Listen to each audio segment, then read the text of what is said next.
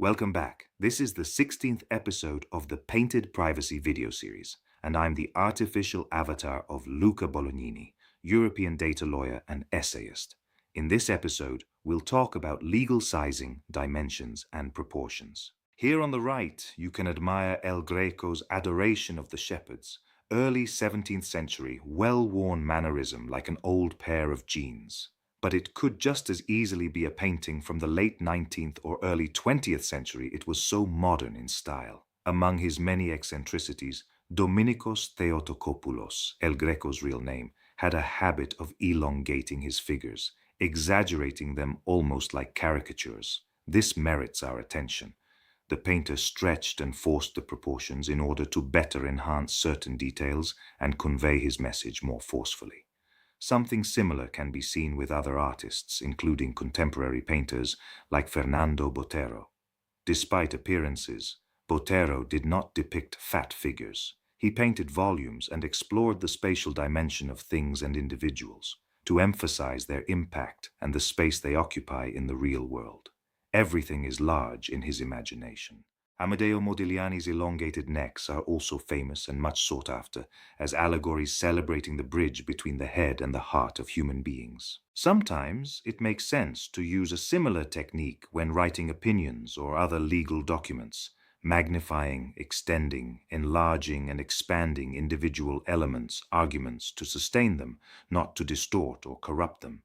Indeed, caricatures, provided they are coherent and not manipulative, can serve to highlight those elements and keep them from foundering, in the same way that passing a magnifying glass over a text or placing a drop of water on top of it makes the words easier to read and makes them stand out in the eyes of the reader or auditor.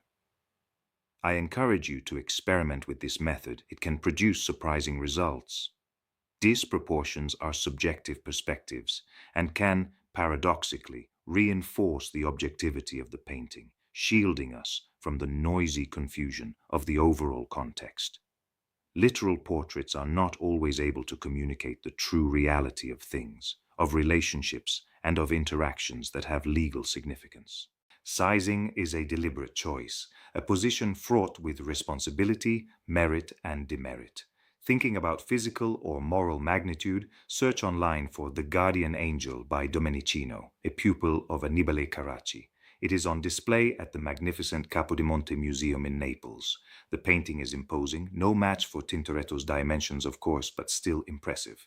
Guardian angels are always depicted as taller and stockier than normal. After all, their job is to protect humans from dangerous enemies. Are you thinking of the metaphorical magnitude of a lawyer, a DPO, or a public official, perhaps? So far, I talked about size and proportions. Now I change perspective.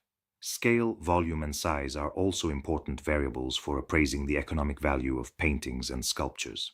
It might seem de-idealizing and disappointing, yet this is the way it works, above all in the modern art market, but not only. A work of art that is physically larger costs more. There are numerous illustrious exceptions that prove the rule. No one cares about the size of the Mona Lisa, and the same is true in many other cases. One of the largest paintings in the world can be found on the ceiling of the San Pantaleon Church in Venice, a few meters from one of the venues of the annual Privacy Symposium. Painted in the early 18th century, it depicts the martyrdom and glory of San Pantaleon and measures, get this, 443 square meters, made up of 40 canvases joined together. The author is Giovanni Antonio Fumiani, and it seems that the painting in question cost him even more dearly, his life no less, as he fell to his death while doing some retouches in 1710. Another record-breaking telero can be found, not many people know this, on the ceiling of the rectangular hall of the complex of St. Francis of Assisi, now the Convito Nazionale Giordano Bruno in Maddaloni, Caserta. 720 square meters of canvases sewn together, painted by the Funaro brothers in 1756, depicting the three allegories of the triumph of faith over heresy. Famous, much beloved, and impossible to overlook is Paradise by Jacopo and Domenico Tintoretto in the Grand Council Hall of the Doge's Palace in Venice. 7.5 meters for almost 25 meters. Magnificent. You see it above my head. You will have guessed where this somewhat materialistic and prosaic digression is headed: the size of turnover, and therefore, from a compliance perspective, of the administrative fines as a percentage of revenue. The number of employees and offices, the scope and structure of the companies to be followed and assisted are not irrelevant factors in the calculation of appropriate fees. The bigger the clients and the current or potential problems to be dealt with, the more resources needed in terms of hours, professionals, interviews, documentation to analyze and draft. Professional responsibilities grow. Complication caused by quantity often then generates a further level of qualitative complexity.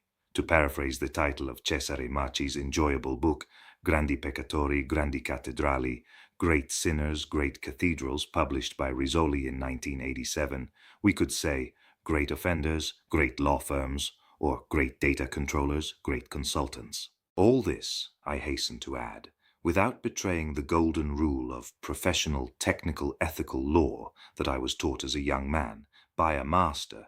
The value of legal questions, in terms of procedure and substance, does not depend on the size of the client. A storm in an individual teacup may well be as delicate and difficult to resolve as a storm in a multinational's ocean. There are no first-class or second-class cases depending on the organizational or financial stature of the clients, and yet the question of differentiating cost and effort in terms of size is an objective element that has to be taken into account. A word of warning. An entirely different matter, however, is the self-serving magnificence of a certain breed of legal advisor, the ones who adorn themselves with grandiose titles, awards, offices, crowns, cloaks, medals, frills, and pompous bombastic rituals, to give themselves airs, to impress the hapless client, and justify their trumped-up fees, which bear no relation to the skills, expertise, or effort required by the case.